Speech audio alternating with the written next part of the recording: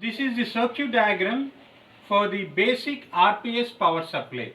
So this is our first product in our training section. So as Gayatri madam send you the list, first project is RPS power supply. So I will be explaining you detail the circuit diagram of this. In my other videos I explained about the box, cabinet, connection, switches, so many things. So here today now I am explaining the circuit diagram. Let's see the first. Our circuit start from on-off switch. So we used a on-off switch to turn on overall power supply of this circuit. So by turning on, you will be getting the power supply to this transformer. Here I selected 12012 1 amp center tapped transformer because I need only 1 amp current over the output. So that's why I selected the 1 amp center tap transformer.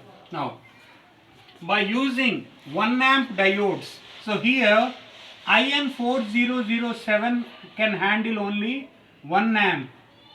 Because my power supply is 1 amp, I selected these diodes. IN4007 is this number. So this is the rectification and filter section. So here I may get 16 to 18 volts of unregulated power supply.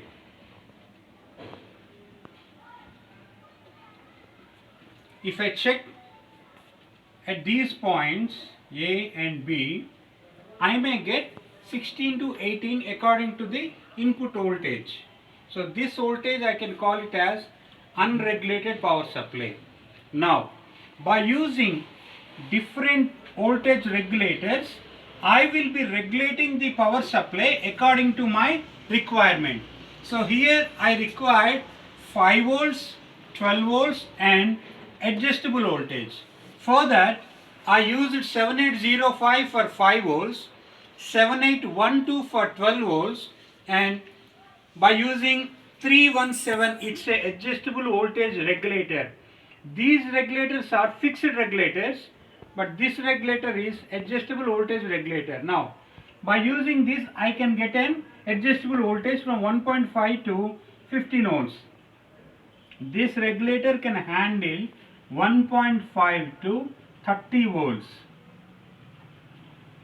But I required only maximum of 12 volts, but still I can get up to 15 volts. The reason is input we are giving 16 to 18. That's why we can get only up to 15.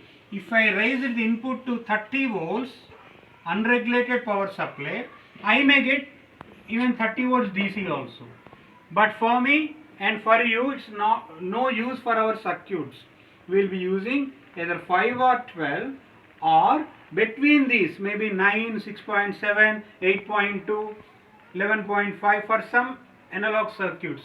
So for that I selected this adjustable voltage regulator. Now for this output socket I used 2 switches for convenient use. One switch will be selecting 5 or 12 volts, another switch will be selecting fixed and adjustable.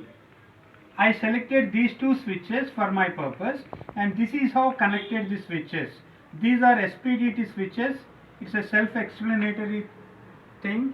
I used the pole to connect the one output and I used the 2 sources for 5 and 12 and another switch for the output.